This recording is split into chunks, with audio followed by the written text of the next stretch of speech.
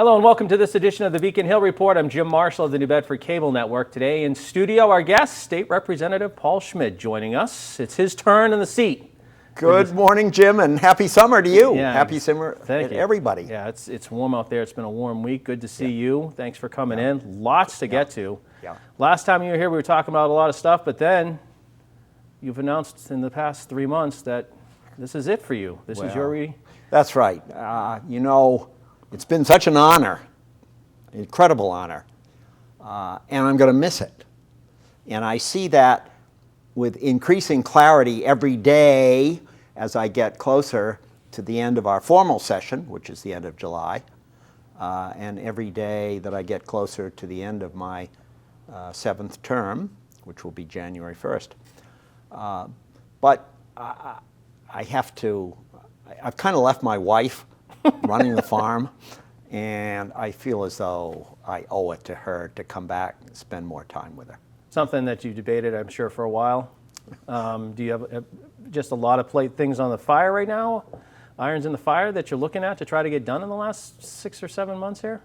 Well, number one, I have, being chair of the Ag Committee, the first time we've had an Ag Committee in the State House, which shows how important the legislature feels the whole issue of food is, because that's really what agriculture is all about. We only produce maybe 5% in Massachusetts of what we eat, so we're looking for other parts of the country to grow our food, and we all know the drought that's happening in the Midwest and the heat in California.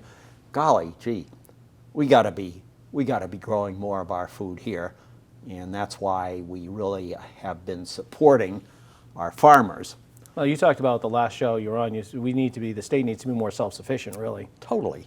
You know, so we're right in the midst of passing a bunch of policy improvements that are going to make life better for farmers and get more local, healthy food into New Bedford schools. And we've been a leader. New Bedford is a leader in buying local and putting healthy food into the school lunches, breakfasts and lunches.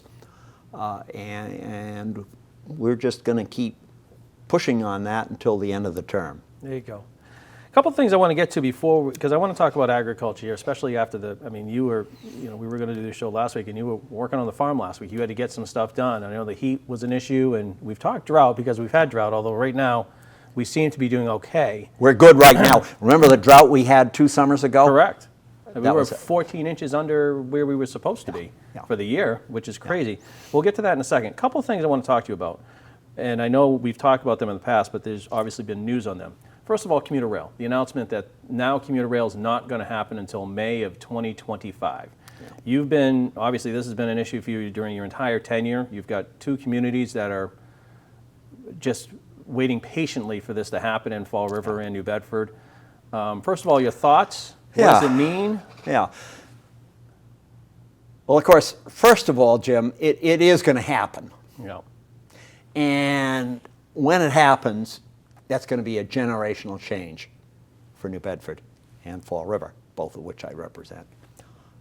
Being connected, again, to the economic engine of New England with mass transportation.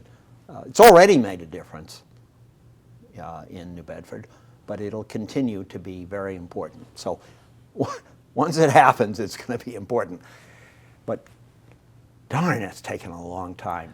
Is it frustrating from your standpoint because they keep, and I know that I saw some of the comments from folks that participated in the Fall River, because I saw the article in the paper about that, and I've obviously watched ours. Is it frustrating for you that the goalposts keep moving? Yeah, very. And but why, I guess, is what people want to know. That's what we, the delegation, have written the secretary and have demanded answers. We want to know why, because it's important. Is this a safety issue? Are there things that we don't know about? Is it a funding issue? Maybe that's something we ought to be involved in. Is it just we all know the condition of the MBTA. Is it that Boston is sucking up all of the resources and we haven't been given enough to finish this project? We need to know. Because you talked about before, and your colleagues have talked about it too, from your perspective, the funding is there. You have put in the monies for this project to be completed, as far as I know. Yes, of course, somebody has to spend it. Correct. The governor but has to spend you've it. allocated. The money is there. Yeah.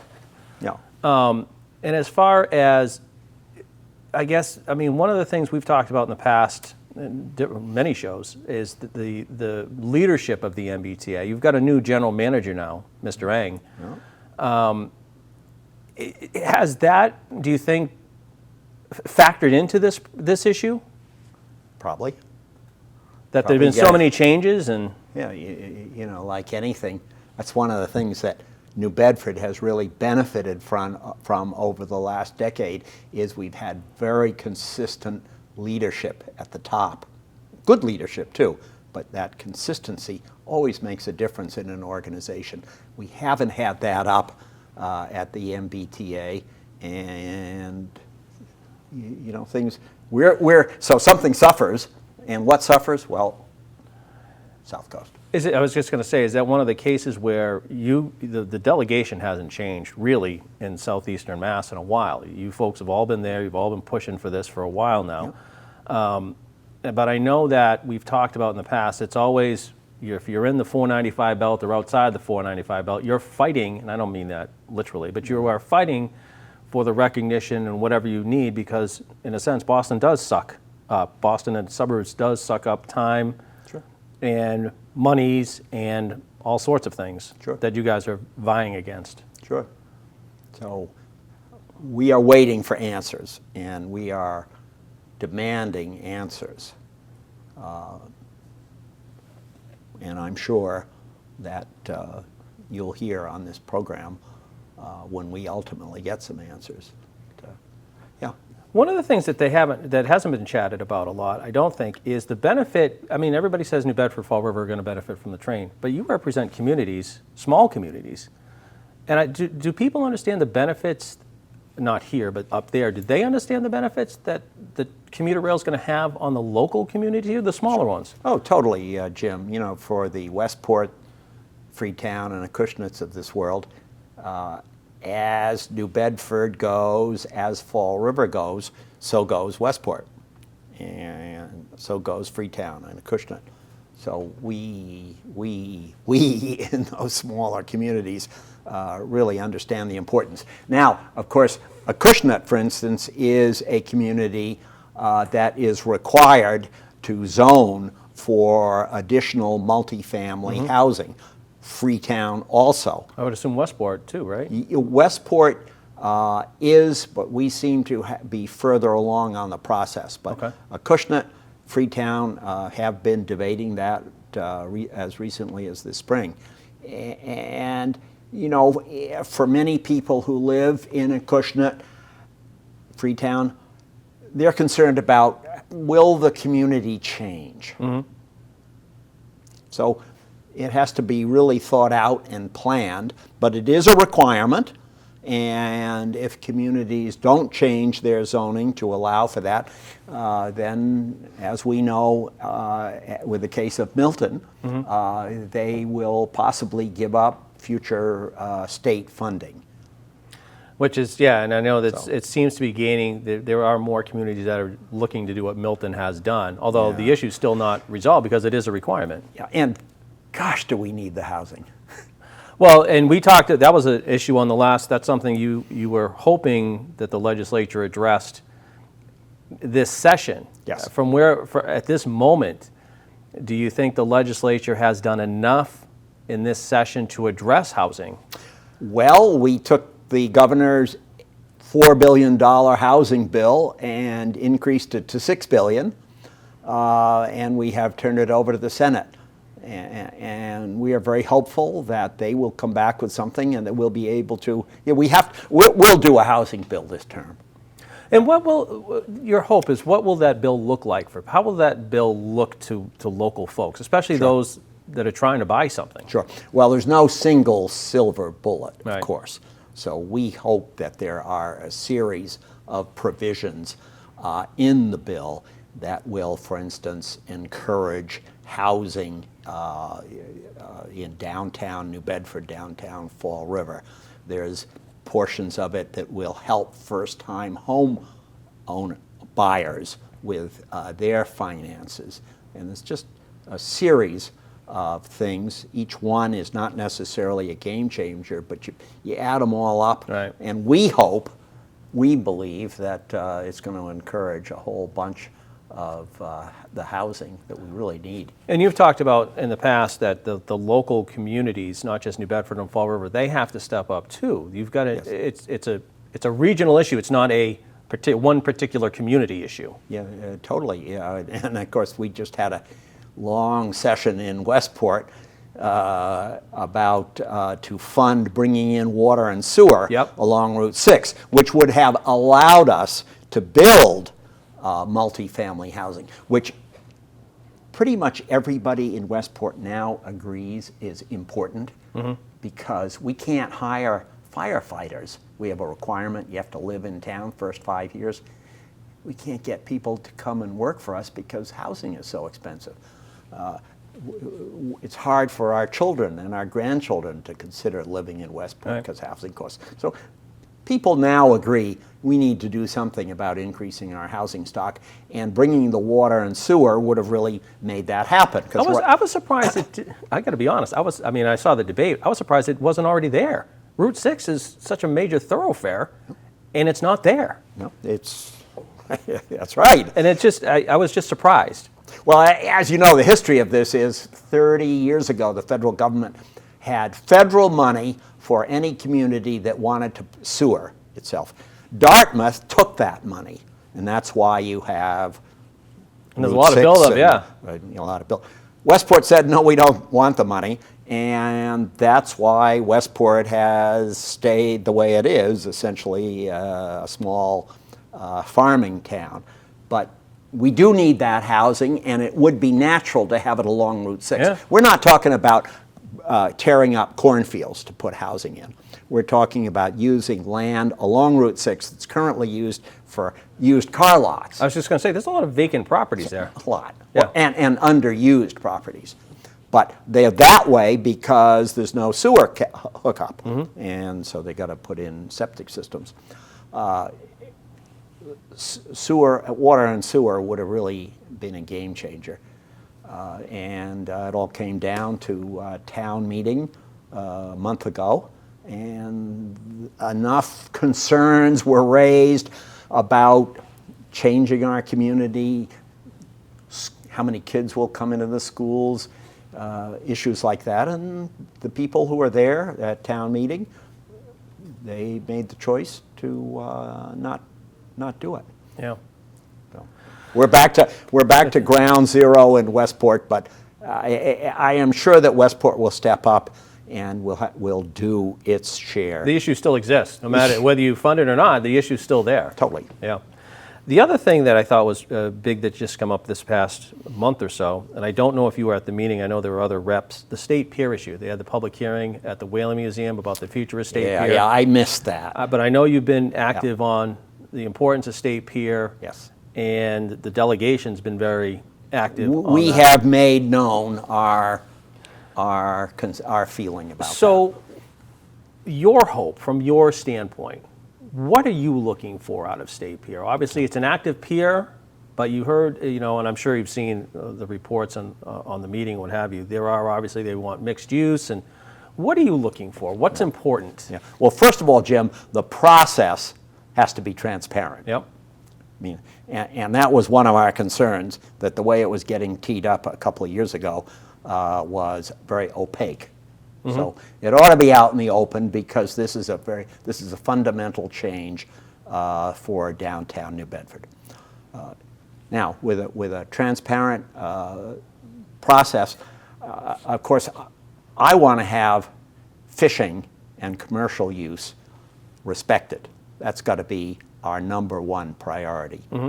And we've got to keep the ferry, we've got to keep the freighter offloading facilities, and we've got to keep the fishing tie-up available. Even though we're creating other dock space along the waterfront, that particular dock is very important.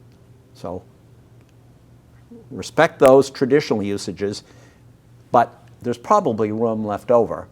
And yeah, why not bring in some sort of tourist entertainment type options there. It would be a natural to come down Union, go across 18, and find a world of the waterfront open to you. It does, when you go to the Black Whale or you go to Merrill's on the waterfront, a couple of the restaurants that are on the waterfront, or the ice cream shop or what have you, there are people that go there just to look. I love it. Yeah, exactly. How many other working waterfronts can you find these days in New England?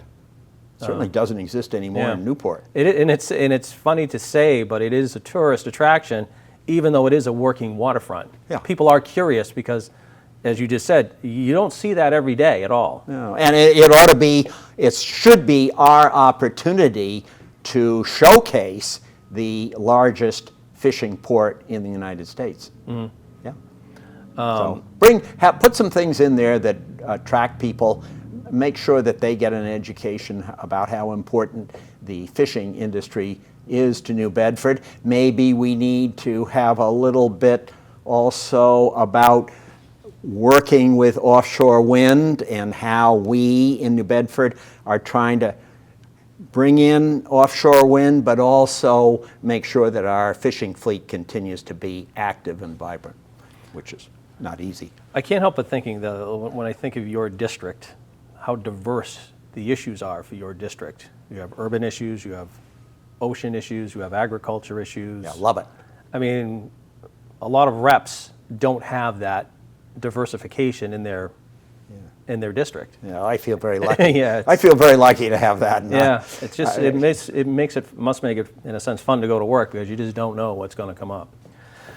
Wanted to give a good chunk of time here because it is summertime, and obviously you were farming last week. With agriculture here, this is the time of year where things are growing. The guys and gals who work our farms, they work year round, but this is their Super Bowl 3-month season here. This is it. This is it.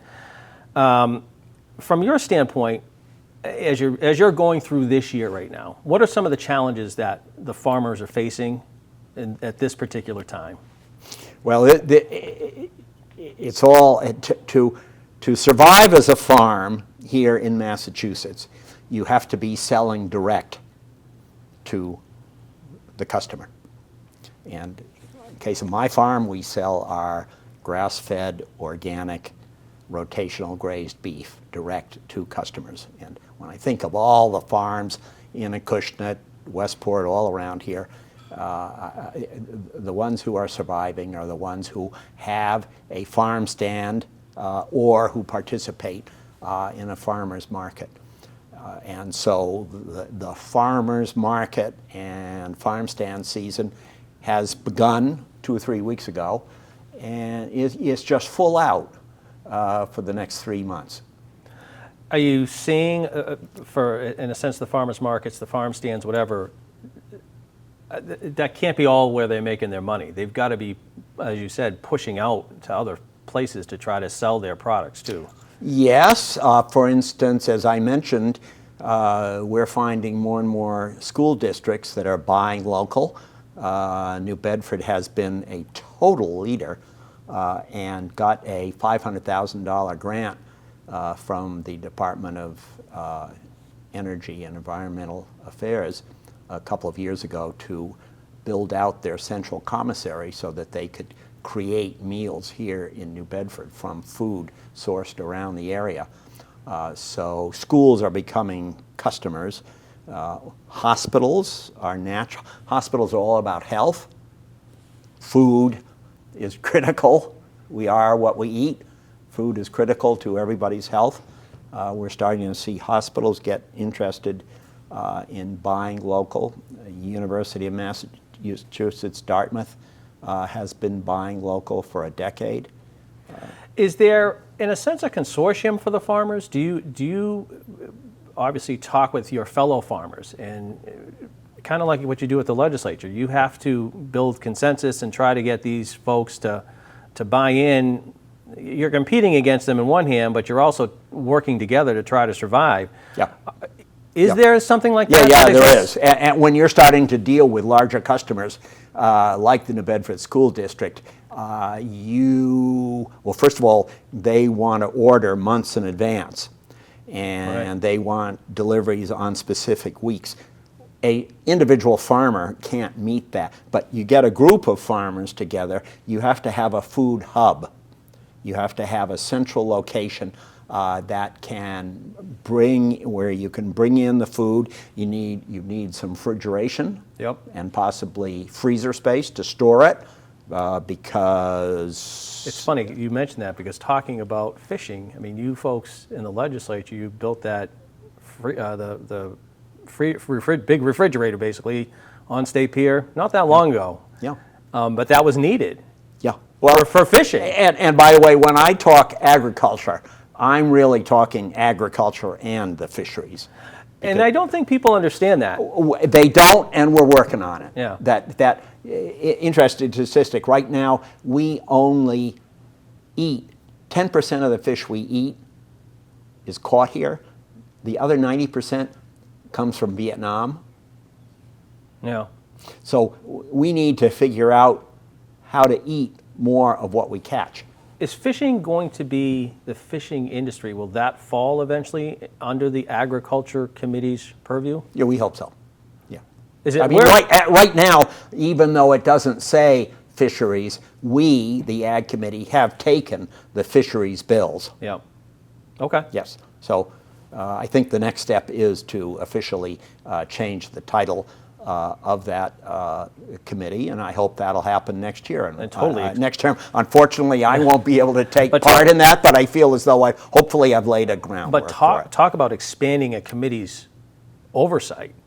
That would be unbelievable. Well, and the next step after that is we really need to be the Food and Agriculture Committee, because that's the purpose of agriculture, is to provide food for you and for me. And we don't have a committee that focuses on food. And I think we saw during COVID how critical the food chain is and how we really need to focus on getting food to us. And food insecurity is a bigger issue than it's ever been. Yeah, and people don't understand that. Imagine that. I mean, in an economy like this, there's more people going home hungry at night than there were 10, 20, 30 years ago. And I know that at the start of the school year last year, and I'm sure that it's in the budget this year, but you were adamant that the free lunch and free breakfast, if needed, for the schools, because the federal government... Feds took it away. The feds took it away, and you were adamant that it had to be in the budget last year, and I assume that's in the budget for this year? It is, yeah. So we stepped up here in the state and said, this is too important. This is, for many kids, it's the only meals they get during the day, the lunch and breakfast. So. And I know the summer lunch program is actually kicking off this week. Yep. Which is, again, as you said, it's the only meals for a lot of kids, which is hard to fathom, and like you said, in this economy, in this country, that for a lot of kids, that's their only meals of the day. Yeah. Getting back to agriculture, though, I'm curious about, you touched upon briefly climate change. And I'm curious with legislation right now, because you talked about the drought, and it seems to be a cyclical thing. Right now, we seem to be okay. 2 years ago, we were 14 inches below. We really haven't made that up. Yeah. We're above. Last year, we had tremendous rainstorms, particularly out in the western part of the state. that had debilitating floods for the farmers. Right. So as you're looking at it right now, you're looking at it from two ways, which is you're a farmer, you're also a legislator, a businessman, or whatever, and you understand the give and take. What are you looking at for climate change, I guess, legislation or issues that impact your agriculture committee? Sure. Well, agriculture has to adapt, and I passed a healthy soils bill 4 or 5 years ago that was all about educating farmers about positive effects they could have on their cropland. For instance, don't plow as much. These days we encourage no-till seeding, where you put the seed directly through the sod into the ground. We also encourage that for farmers who are raising corn, after they take the corn crop off, they put down a cover crop. Why? Because it's important to keep the soil covered, keeps it cooler, keeps that process, the worms and everything underneath the soil, which will create the goodness, keeps that going. And it also prevents less washover when you have a rainstorm. So the Healthy Soils Bill was all about educating farmers. The other part of it is that despite, no matter what we do, we're going to find in a climate of increasing extremes that we get droughts and we get floods.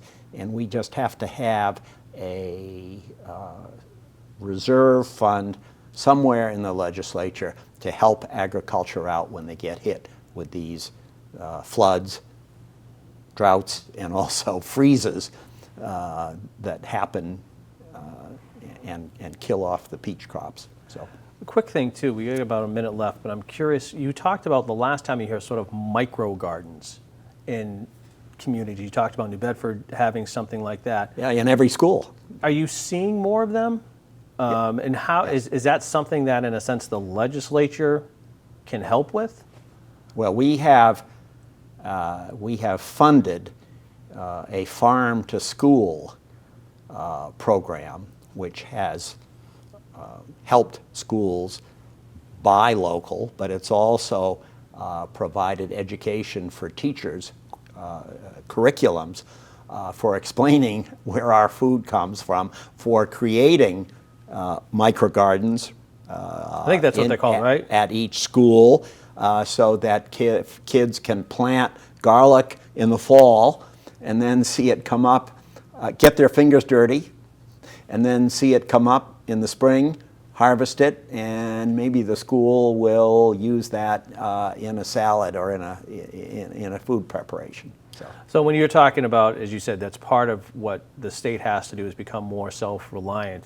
Those are the type of little things you think that need to be done to help the state accomplish that goal. Yeah. As you said, it's a lot of little things that make it work.